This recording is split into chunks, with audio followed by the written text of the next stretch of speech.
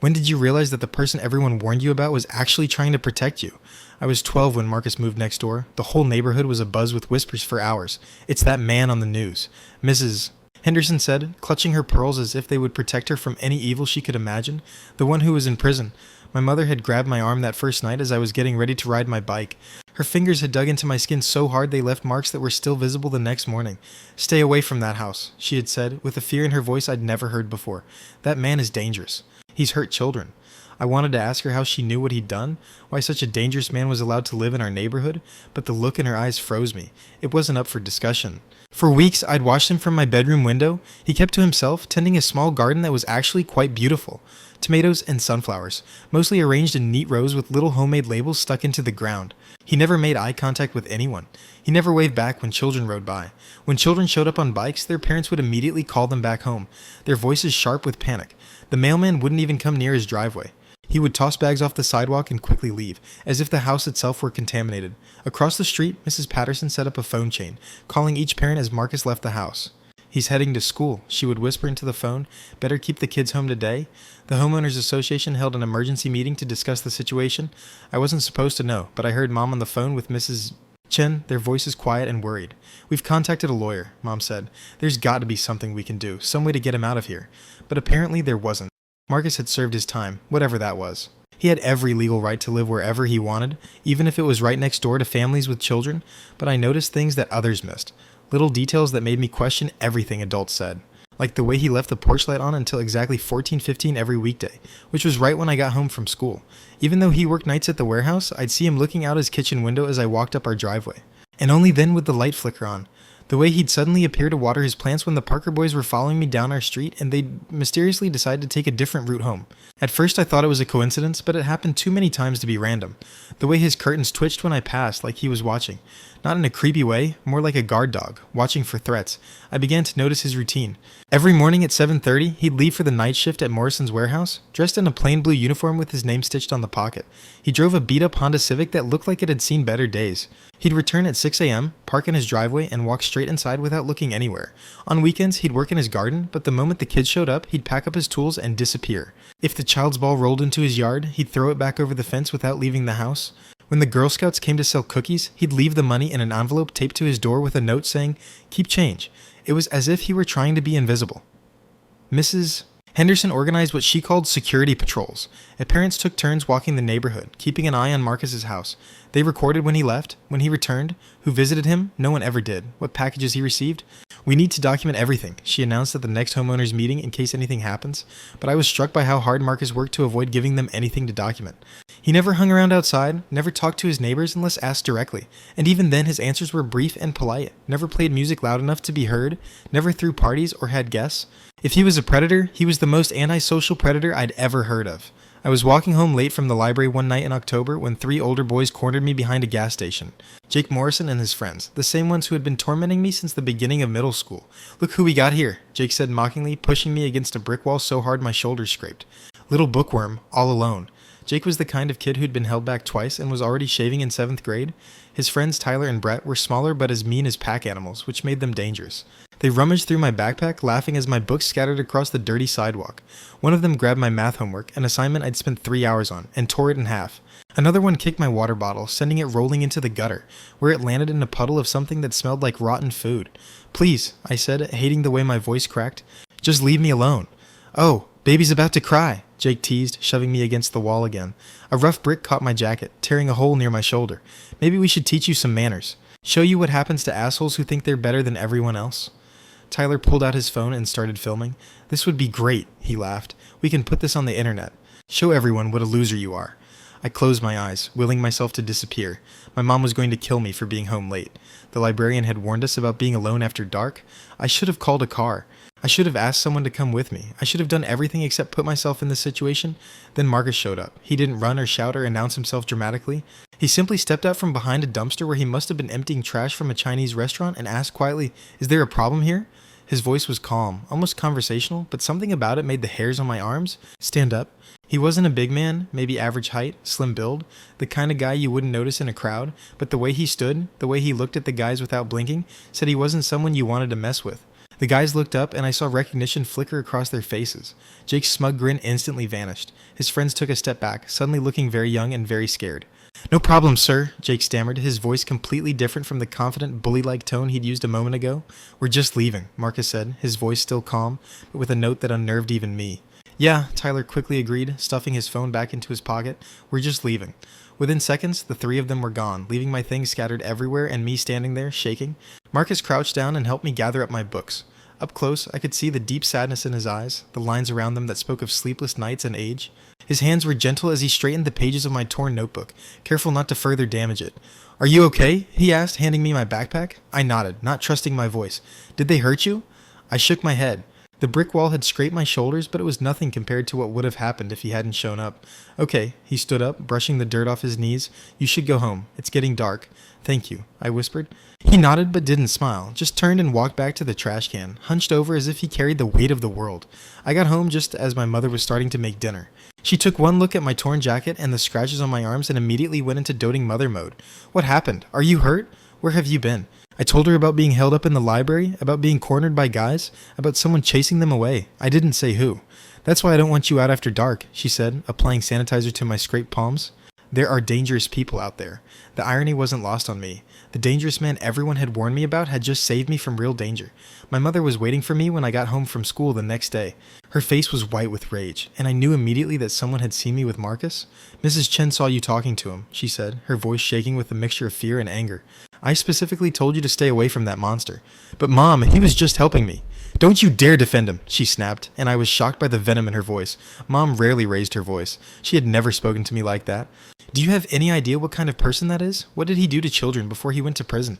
I tried to explain about the bullies, about how Marcus had just been taking out the trash and had accidentally ended up there, about how he'd never even really talked to me, but Mom wasn't listening. She was already grabbing her keys. "We're going to Pastor Williams," she announced. The drive to church was tense and silent. Mom's knuckles were white on the steering wheel, and she kept glancing at me in the rearview mirror as if I might disappear. Pastor Williams met us in his office, which was decorated with crosses of every size and material, family photos of 3 generations of smiling people, and motivational posters with Bible verses and ornate script. He was a kind man in his 60s who had baptized me as a baby and always treated me like one of his own granddaughters. But today, his face was serious as he sat me down and spoke in careful, measured words about dangerous people and how they operated. "Predators are smart, Emma," he said, leaning forward and folding his hands on the table. "They're not like the monsters in the movies. They're like friendly neighbors, helpful teachers, respected members of society. They pretend to be kind to gain the trust of children." He pulled a brochure out of his desk drawer, one of those educational materials with pictures of smiling adults talking to children, designed to teach kids about stranger danger. "They study kids' routines," he continued, pointing to the illustrations that suddenly seemed more sinister than educational. "They learn their vulnerabilities, find ways to appear helpful. They position themselves as saviors, so the kids will trust them." "But he didn't offer me anything," I protested. "He just shooed away some bullies and told me to go home." Pastor Williams nodded heavily, as if that was exactly what he expected me to do. "That's exactly what I'm talking about. He positioned himself as your savior so you'd feel grateful to him. Trust him. Next time, he might offer to walk you home to safety, then maybe invite you inside for a snack or to use the restroom." He opened the brochure to a page showing the progression of predatory behavior. The slow escalation from helpful stranger to dangerous situation. That's how these people operate, honey. They're patient. They build relationships slowly. They make kids feel special, chosen, protected. My mother squeezed my shoulder, her grip tight enough to hurt. "That's why you need to report any contact immediately before you become his next victim." I nodded and promised to stay away, but something didn't add up in my 12-year-old brain. If Marcus was hunting for victims, why would he avoid children entirely? I watched him for weeks and never saw him try to talk to any kid in the neighborhood. When the school bus pulled up on our corner each morning, he'd go inside until it left. When parents walked by with strollers, he'd turn away or find something to do in the backyard. If children's toys ended up on his property, he'd throw them over the fence without going outside. For someone who supposedly targeted children, he went to extraordinary lengths to avoid them. Over the next few weeks, I became obsessed with watching Marcus, not because I wanted to talk to him. My mother made her position on the matter clear, but because I was trying to understand the discrepancy between what the adults were telling me and what I was seeing with my own eyes, I started keeping a notebook, writing down everything I observed. My scientific approach to the situation would have pleased my science teacher if I had studied anything other than the daily routine of our neighbors. Every morning at precisely 7:30, he left for the warehouse, dressed in the same blue uniform with Marcus's initials stitched on the pocket. The warehouse was on the other side of town, behind an industrial area where most kids never went. He would return at 6, looking tired, park his beat-up Honda in the entryway, and walk straight inside without looking back or lingering. On weekends, he worked in his garden, and this is where his behavior became truly interesting. He had positioned his small vegetable patch so that he had a clear view of the bus stop where the primary school children waited each morning, but also so that he could quickly get away if any of them approached. I watched him plant tomatoes, sunflowers, green beans, and herbs in neat rows with little homemade labels. His garden was beautiful, clearly the work of someone who cared about growing things properly. But as soon as the children appeared outside, he would put his tools away and disappear inside. It was beginning to seem less like stalking and more like protecting. One Saturday morning, I decided to test my theory. Instead of staying inside, as Mom preferred, I sat on our porch with a book, clearly visible from Marcus's yard. Sure enough, a few minutes after I settled on the porch, I saw his curtains flutter, but he didn't come out. He didn't try to talk to me. He didn't even wave. Instead, he stayed by the window, and I realized he was watching the street when an unfamiliar white van drove slowly past our house. Marcus moved to another window to watch it. When it turned around and came back, Marcus came out onto the porch. The van kept driving, but Marcus stayed outside for another 10 minutes watching. When I told Mom about the van, she immediately became concerned. "What kind of van did you see? Who's driving?" But when I mentioned that Marcus had been watching him too, her expression changed. "He must have been the one driving before," she said dismissively. Predators often scout out neighborhoods for opportunities. It didn't make sense to me. If Marcus was scouting our neighborhood, why would he be standing on the porch to ward himself off? I began to pay closer attention to the details that Mom and other adults seemed to miss or ignore, like how Marcus had installed motion sensors around his property, not just for his own protection, but to illuminate the street in front of our house and the Chen family's house next door. How he'd started parking his car in the driveway instead of the garage, creating a clear line of sight to the street. How he trimmed the hedge between our properties so that it didn't block the view of our front door. If I hadn't known better, I would have thought he was installing a security system to protect the neighborhood. One afternoon, I decided to test my theory more aggressively. Instead of going straight home from school, I took a detour through Riverside Park, where the older kids sometimes hung out, smoking cigarettes and causing trouble. It was risky. My mom had strictly forbidden me to go there alone, but I needed to know if my suspicions were correct. Sure enough, Jake Morrison and his gang were there, lounging on the benches by the basketball court. They spotted me right away. "Here we go," Jake called, tossing a cigarette in my direction. "Look who we have here, our little friend." I tried to walk further, but they surrounded me, blocking my path back to the street. My heart was pounding, but I kept my expression neutral. If my theory was correct, if Marcus really was watching our neighborhood... "You look scared," Brett said, smirking that evil grin that made my skin crawl. "Should we walk you home? Make sure you're safe?" They started getting closer, and I started to really panic. What if I was wrong? What if Marcus really was a predator, and I'd just put myself in danger to prove some stupid point? What if he wasn't even there, didn't even know I was here? "Yeah," Tyler agreed, pulling out his phone again. "We definitely need to make sure you get home safe. We don't want anything to happen to you." The way he said it made it clear he meant bad things. And then I heard footsteps behind me. "There's my neighbor," Marcus said casually, as if we were old friends who had agreed to meet at the park. "Ready to go home, Emma?" Jake and his friends immediately backed away. This time they didn't run, but they moved away from me, suddenly interested in their cigarettes and phones. "Uh-huh," I managed, my voice shaking only slightly. "Ready?" Marcus walked beside me in comfortable silence until we reached the edge of the park. Then he stopped. "That was reckless," he said quietly, not looking at me. "You put yourself in danger to see if I'd show up?" I stared at him in shock. "Are you okay?" "I know what it looks like when someone's testing the boundaries," he said, finally meeting my gaze. "I've seen it before. Don't do it again. Those guys are more dangerous than you think." "How did you know I was there?" "I didn't know. I was walking to the store and I heard voices. I recognized yours." He started to walk away but then turned around. "And Emma, next time you want to know something about me, just ask. Don't put yourself at risk for answers." That night, I lay in bed, thinking about his words. How did he know I was testing him? And why did he seem more concerned for my safety than angry about being watched? I decided to take his advice. The following Saturday, I found him in the garden and walked up to the fence between our properties. He looked up from weeding his tomato plants, surprised but not unfriendly. "You said I could ask," I said, gripping the chain-link fence between us. He put down his small shovel and gave me his full attention. Up close, I could see that his eyes weren't just sad. They were clouded, like a man who'd seen things he'd like to forget. "Why does everyone think you're a child abuser?" His face went very still. For a long moment, he didn't answer. I could hear birds chirping, a dog barking somewhere down the street, the distant sound of a lawnmower. Then he took a deep breath, as if releasing a sigh he'd been holding in for years. "Because I hurt someone," he finally said. "Just not in the way people think." Before I could ask what he meant, my mother's voice cut through the yard like a whip. "Emma Marie Johnson, get away from that fence right now." She was standing on our porch, phone in hand, ready to call the police. I started. "Come here," she ordered. The tone of her voice told me this was not up for discussion. That night, my mother sat me down for the most serious conversation of my life. She called Pastor Williams, who called someone at the police station, who reminded her of Marcus's parole restrictions. Turns out, talking to a minor was a violation that could send him back to prison. "Do you realize what you did?" my mother asked, her voice thick with worry and anger. "You could have sent him back to prison? And what's worse, you could have put yourself in terrible danger." "But he didn't do anything wrong," I argued. "He was just answering my question." That's not it, Mom said, running a hand through her hair in frustration. The point is that you deliberately disobeyed me. You put yourself at risk. You interfered with the parole of a convicted felon. I wanted to tell her about the bullies, about how Marcus never made me feel unsafe, about all the little things that suggested he was more protective than hunting. But I could see the fear in her eyes was real, and arguing would only make things worse. Promise me, she said, squeezing my shoulders. Promise me you'll stay away from him. No more surveillance, no more questions, no more contact. I promised, but I couldn't stop thinking about what Marcus had said. He had hurt someone, but not in the way people thought. What did that mean? Late that Thursday night, I heard screams coming from Marcus's yard. I peered through the curtains and saw 3 men surrounding him on the front lawn. They were all bigger than Marcus, dressed in dark clothes, their faces contorted with anger. "We know what you did," one of them yelled, pushing Marcus back. "We know why you were in jail, you sick freak. The kids are safe with you," another yelled, pushing him from the other side. Marcus stumbled but didn't fight back. He didn't even raise his hands to protect himself. "Maybe we can handle this problem ourselves," the third said, and something in his tone made my blood run cold. Save the taxpayers some money? Marcus simply stood there, hands at his sides, taking every insult and threat. He never raised his voice, never fought back, never even tried to defend himself. "I understand why you're angry," he said calmly, his voice growing calmer despite being surrounded by 3 men who clearly meant him harm. "I understand why you don't want me here? Then leave," the first man spat. "Get out of our neighborhood before something bad happens to you. We have children," the other added.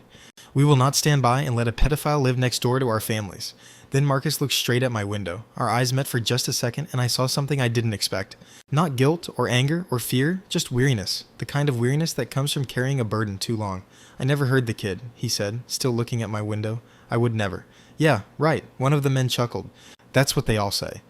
The men eventually left, but not before making it clear they would be keeping an eye on him. I stayed by the window, watching Marcus stand alone in the yard for almost an hour. Finally, he came inside, and I saw that his kitchen light had been on until dawn. The next morning, there was a note taped to our mailbox. In neat, legible handwriting, it said, "Check News Archives, March 15th, 2018. True story. I waited until my mother left for her Saturday errands, then rode my bike to the Central Public Library. The reference librarian, Mrs. Martinez, helped me access the newspaper archives on one of the computers. My hands shook as I typed in the date Marcus had given me, March 15th, 2018. There it was, buried on page 3 of the local section with a headline that made my heart stop. Local man, sentenced for assaulting registered sex offender. My stomach dropped when I read the first paragraph. The article wasn't about Marcus being dangerous, it was about him being arrested for assaulting someone else who was a real predator. The article was short on details, but it painted a picture that was completely different from what everyone in our current neighborhood believed. 3 years ago, Marcus lived in a different part of town. He noticed strange patterns around Kellerman's house, kids walking in happy and walking out upset, parents dropping their kids off at activities that seemed to leave the kids traumatized, a pattern of behavioral changes in the kids in the neighborhood that worried him. When the police failed to respond to Marcus's reports, he confronted Kellerman directly. The confrontation turned violent, and Marcus was arrested for assault and battery. But deeper in the article was a quote from Detective Sarah Mills that changed everything. While Mr. Torres' actions were legally wrong, his persistence in reporting the alleged abuse likely prevented further victimization. Several children have since come forward with allegations against Mr. Kellerman, who now faces multiple felony charges. I read on, my hands shaking as I scanned the linked articles. David Kellerman had lived in Marcus's old neighborhood for more than a decade. He was a respected member of the community. He ran a youth group at a local community center, offered free babysitting to single mothers in need, hosted sleepovers and camping trips for underprivileged children, and all the while systematically abused them. The same pattern Marcus had recognized and tried to stop. I found follow-up articles in the weeks and months after that. Eventually, 17 children came forward to testify about abuse that had been going on for years. David Kellerman was sentenced to life in prison without the possibility of parole. And Marcus Torres, the man who had sacrificed his freedom to stop a monster, was labeled a violent criminal by everyone who had heard only part of the story. I printed out every article I could find and stuffed them into a backpack. The more I read, the clearer the picture became. Marcus was the first to report David Kellerman to the authorities. When his initial reports were dismissed as the complaints of a paranoid neighbor, he began documenting evidence. He took photos of the children leaving Kellerman's home looking upset, wrote down the license numbers of parents dropping their children off at activities, even followed Kellerman in public places to document his interactions with the children. For months, Marcus tried to build a case through official channels. He contacted the police, Child Protective Services, the school district, even the local FBI office. Everyone told him the same thing. Suspicion is not proof, and they needed more than one person's accusations to open an investigation. So Marcus decided to get the evidence himself. According to court records I found in the library's legal database, Marcus confronted Kellerman directly, demanding that he stop abusing children. When Kellerman laughed and threatened to charge Marcus with molestation, something in Marcus snapped. The fight sent Kellerman to the hospital with 3 broken ribs, a concussion, and a shattered wrist. It sent Marcus to prison for 3 years on assault charges, but it also opened the floodgates for Kellerman's victims to come forward. Within weeks of Kellerman's hospitalization, children began telling their parents about what had happened during these classes and outings.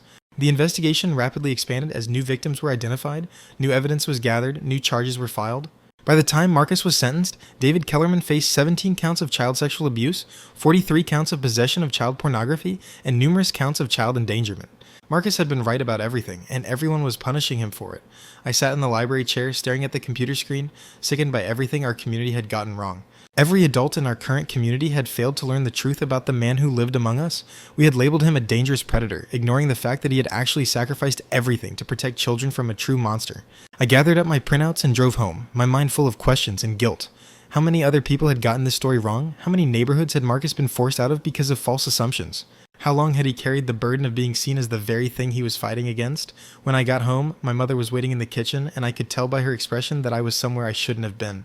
"Where have you been?" she demanded, crossing her arms. Instead of making excuses, I spread the articles out on the kitchen table and watched her face change as she read. Her hands began to shake by the second paragraph. "Oh my God," she whispered when she finished the first article. "We were all wrong. We were all so wrong." She read each article twice, then sat down heavily in her chair as if her legs could no longer support her. "This man," she said, her voice shaking, "this man went to prison for trying to protect children, and we treated him like a monster."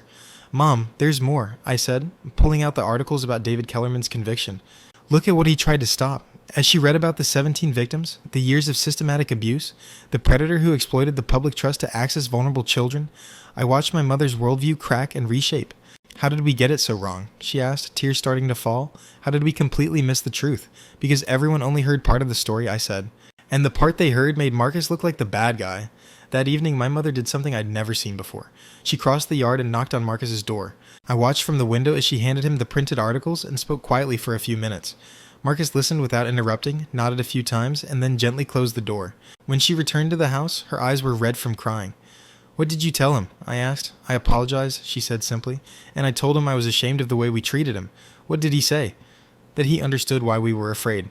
That he didn't blame us for wanting to protect our children." The next few days were chaos in our neighborhood.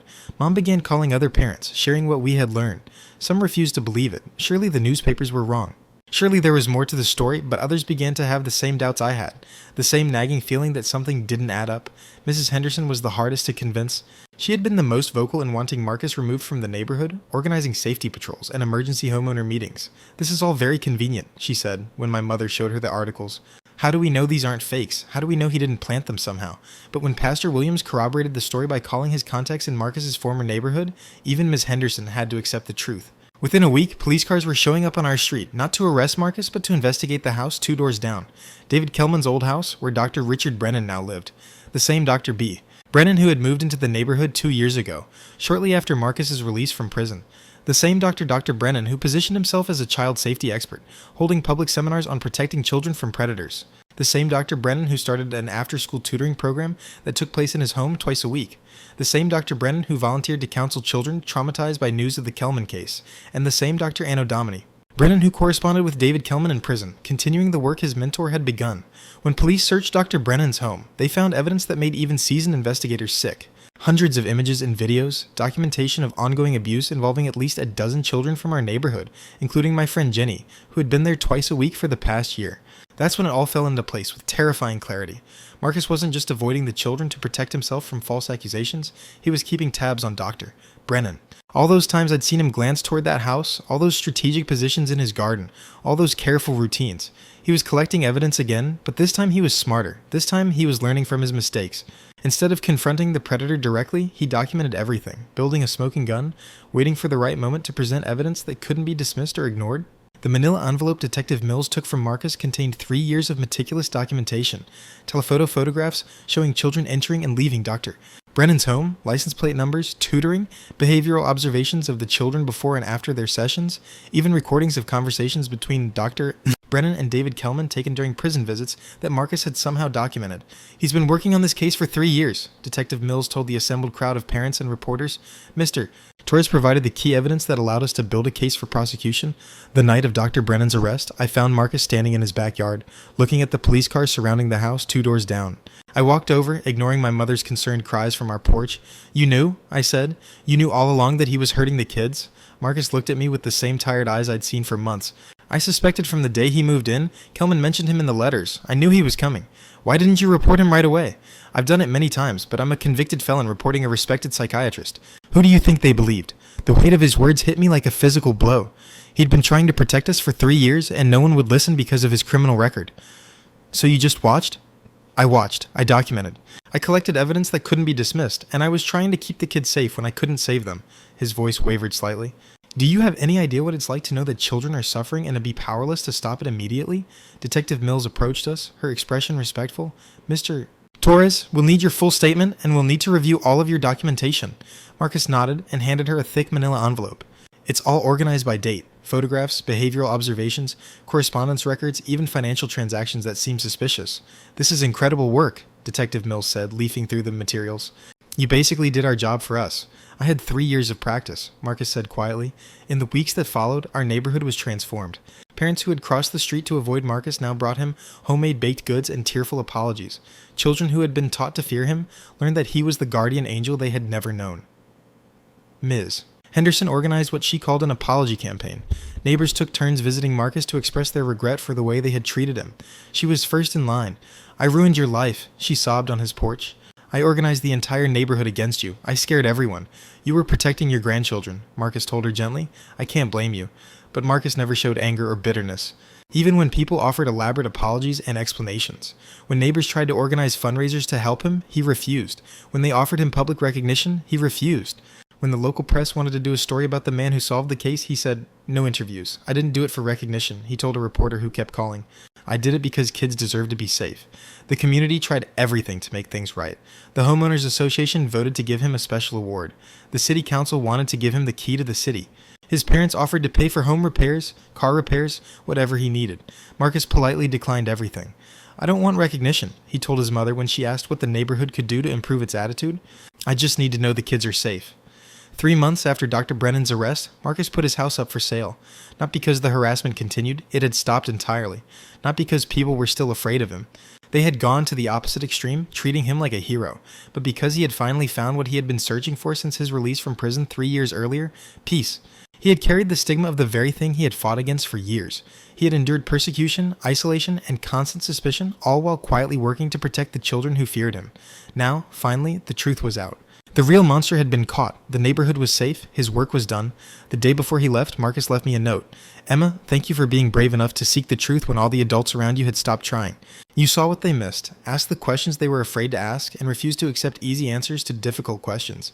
Keep questioning what you're told, especially when something doesn't seem right. The most important truths are often the ones that make people uncomfortable. You have good instincts, trust them.